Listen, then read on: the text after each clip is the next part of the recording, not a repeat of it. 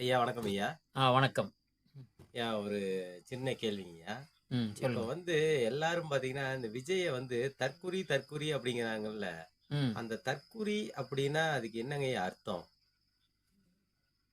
குறிங்கிற ஒரு வார்த்தை வந்து, அது வந்து இன்னைக்கு வந்து அது தவறா பயன்படுத்தப்படுது. தற்குறி அப்படிங்கிறது ஆரம்பத்தில வந்து தன்னை அறிமுகப்படுத்திக்கிறதுக்காக, ஆரம்ப காலத்தில இந்த கையெழுத்து வராததுக்கு முன்னாலேயே வந்து கைரேகை தான் வந்து எல்லாருக்கும் வந்து ஒரு அடையாளம்.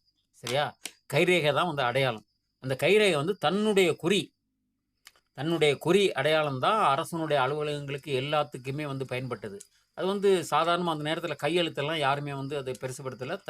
அந்த அந்த கைரேகை தான் உங்க எல்லாருக்குமே வந்து பெருவிரல் அடையாளத்த மையமா வச்சு எல்லாரையும் வந்து அந்த அடையாளப்படுத்துனாங்க. அது அப்படியே நடைமுறைக்கு வந்துருச்சு. அதன் பிறகு வந்து கையெழுத்தும் எப்படியா இருந்தாலும் இந்த கைரேகை என்பது வந்து ஒருத்தனுடைய அடையாளத்த குறிக்கிறது. அவனுடைய கைரேகை தான் அவனுடைய அடையாளத்த குறிக்கிறது. அத விட்டு வேற எந்த விதமான அடையாளம் அவனுக்கு வந்து எல்லாத்தையும் ஏமாற்றிவிடும்.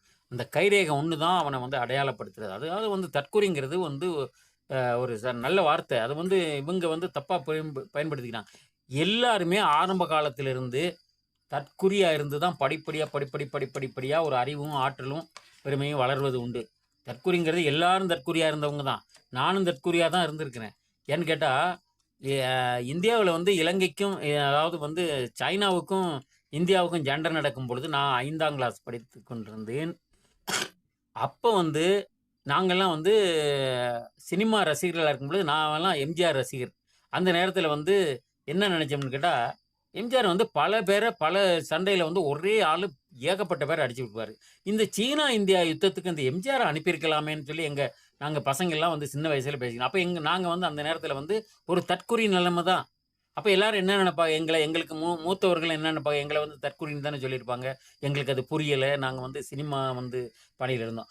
அதே மாதிரி எல்லாருக்கும் எல்லா கட்டத்திலயும் வந்து இந்த தற்குறிங்கிற நிலைமை வந்து அது இருந்தது தான். அது படிப்படியா வளருது. ஆளும் வளரணும், அறிவும் வளரணும். அதுதான்டா வளர்ச்சி. அப்படி இருக்கும் பொழுது, இன்னைக்கு வந்து மிகப்பெரிய பட்டதாரி இளைஞர்கள், அவர்கள போய் தற்குறின்னு சொல்லுவது தவறு. சினிமா வந்து அவர் வந்து விஜய் வந்து தற்குறி சொன்னா, அவர் வந்து இவ்வளவு பெரிய உச்சத்துக்கு போயிருக்க முடியாது. தற்குறிங்கிற வார்த்தைய வச்சு அவர வந்து அவமானப்படுத்துவது ஒரு அரசியல் நாகரிகம் அல்ல. அது பேச்சுக்கும் உகந்ததல்ல. எல்லாரையும் நம்ம வந்து அவருடைய அனுபவத்திலயும், அவருடைய கஷ்டத்திலயும் வந்து அவங்க உச்சகட்டத்துக்கு வருவாங்க.